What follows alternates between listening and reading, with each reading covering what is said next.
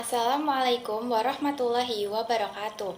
Halo semuanya, perkenalkan nama saya Dola Rizky Febriatin dengan nomor induk mahasiswa 237828 dari program studi S1 Pariwisata kelas F. Di sini saya akan menjelaskan sedikit tentang strategi dan analisis sumber daya manusia. Adapun beberapa pendapat menurut para ahli.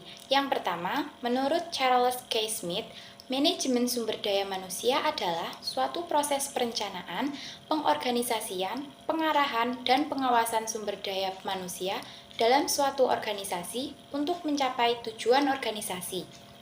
Definisi ini menekankan bahwa manajemen sumber daya manusia adalah suatu proses yang terencana dan terstruktur untuk mengelola sumber daya manusia dalam suatu organisasi.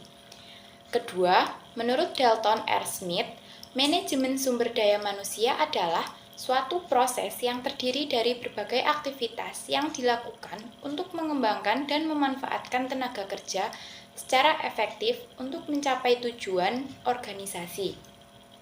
Definisi ini menunjukkan bahwa manajemen sumber daya manusia adalah mencakup seperti perencanaan, rekrutmen, seleksi, pengembangan, kompetensi, dan hubungan kerja untuk memastikan bahwa organisasi memiliki tenaga kerja yang kompeten dan termotivasi.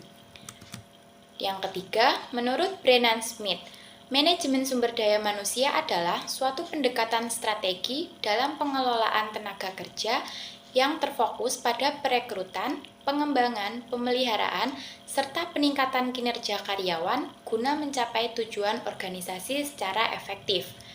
Definisi ini menjelaskan bahwa karyawan bukan hanya aset, tetapi faktor utama dalam kesuksesan perusahaan, sehingga diperlukan strategi yang tepat dalam hal pelatihan, pemulihan, budaya organisasi, serta hubungan kerja untuk menciptakan lingkungan yang produktif dan harmonis. Secara umum, manajemen sumber daya manusia dapat diartikan sebagai suatu pendekatan strategi dalam pengelolaan suatu organisasi agar dapat bekerja secara efektif dan efisien untuk mencapai tujuan organisasi. Manajemen sumber daya manusia mencakup berbagai fungsi seperti perencanaan tenaga kerja, rekrutmen, seleksi, pelatihan dan pengembangan, penilaian kinerja, kompensasi, serta hubungan kerja. Tujuan utama dari manajemen sumber daya manusia adalah memastikan bahwa organisasi memiliki tenaga kerja yang kompeten, termotivasi, dan berdaya saing, serta menciptakan lingkungan kerja yang menguntungkan bagi perusahaan. Selanjutnya, proses perencanaan manajemen.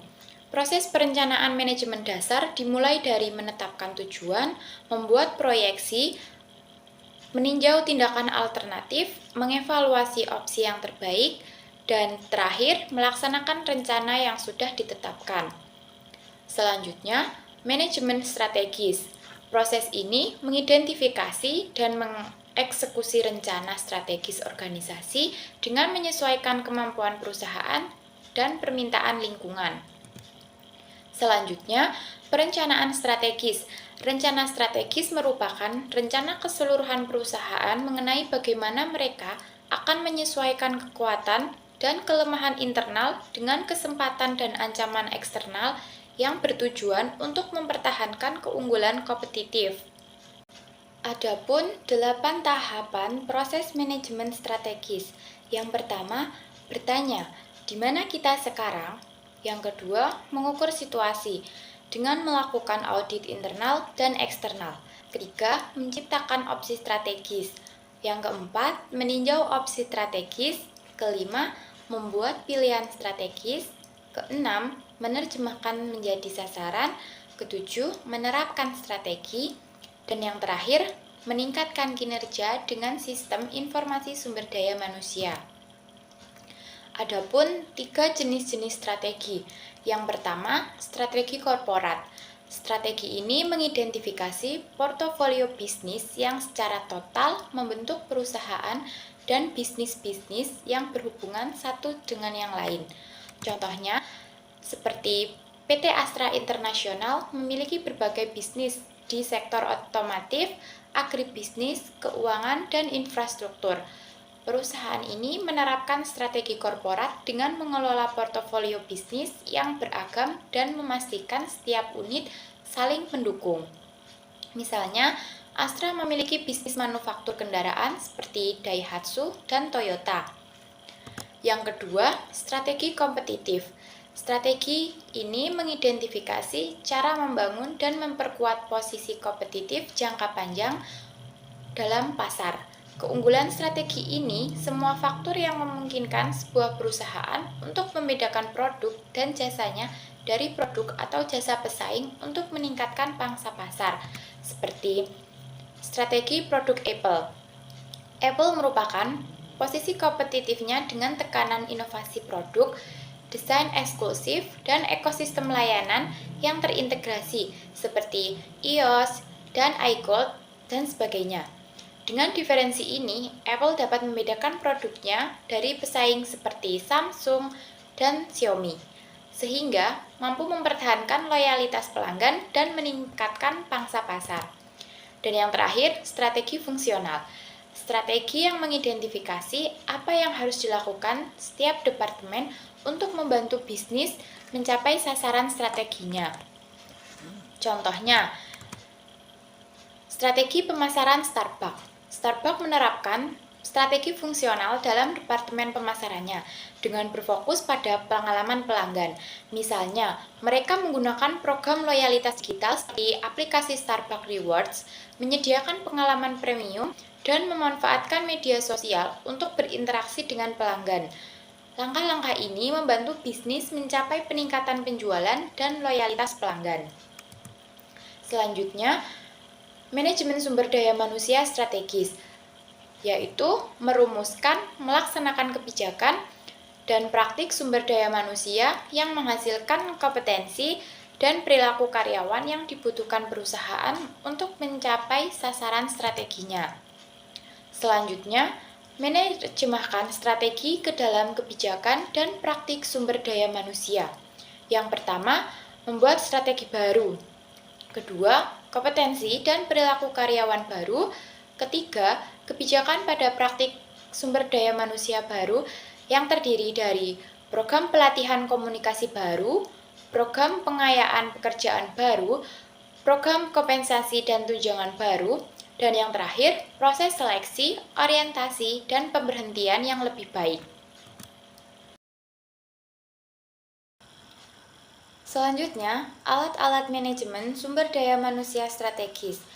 Adapun beberapa alat yang digunakan manajer untuk menerjemahkan sasaran strategis perusahaan ke dalam kebijakan dan praktik manajemen sumber daya manusia. Di antaranya sebagai berikut. Yang pertama, peta strategi. Peta strategi menunjukkan sebagai sebuah alat perencanaan strategi yang memberi gambaran besar mengenai bagaimana kinerja setiap departemen yang berkontribusi untuk mencapai sasaran strategi perusahaan secara keseluruhan. Kedua, Human Resource Scorecard atau kartu skor sumber daya manusia menjelaskan bahwa sebuah proses untuk menetapkan sasaran atau metrik finansial dan non-finansial terhadap rantai aktivitas peta strategi yang berkaitan dengan manajemen sumber daya manusia yang dibutuhkan untuk mencapai sasaran strategi perusahaan. Terakhir, papan instrumen digital. Digital dashboard memberi manajer grafik dan bagan di atas meja dan juga gambaran komputer mengenai di mana posisi perusahaan pada semua metrik dari proses kartu skor sumber daya manusia. Dapat ditarik kesimpulan bahwa manajemen sumber daya manusia adalah suatu pendekatan strategi dalam pengelolaan suatu organisasi agar dapat bekerja secara efektif dan efisien untuk mencapai tujuan organisasi. Kunci keberhasilan suatu organisasi dalam menghadapi persaingan di sebuah organisasi yaitu dengan menerapkan strategi manajemen yang tepat. Perusahaan dapat menciptakan tenaga kerja yang kompeten, produktif, serta mampu beradaptasi dengan perubahan yang ada, sehingga mendukung pertumbuhan dan keberlanjutan dalam sebuah organisasi tersebut. Sekian yang dapat saya sampaikan. Bila ada salah kata, mohon maaf. Terima kasih. Wassalamualaikum warahmatullahi wabarakatuh.